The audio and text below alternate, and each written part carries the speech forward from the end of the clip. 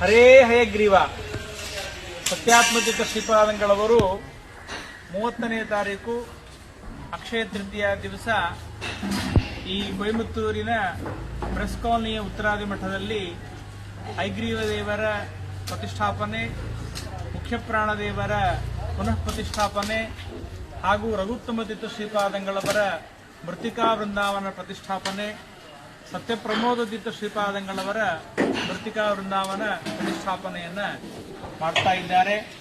ಎಲ್ಲ ಭಕ್ತರು ಅವಶ್ಯವಾಗಿ ಬರಬೇಕು.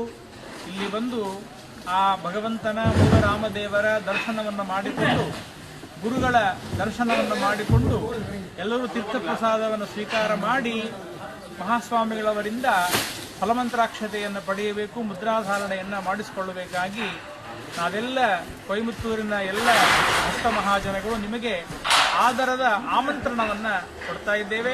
ಅವಶ್ಯವಾಗಿ ಎಲ್ಲರೂ ಬರಬೇಕು. ಹರೇ ಹಯಗ್ರೀವ.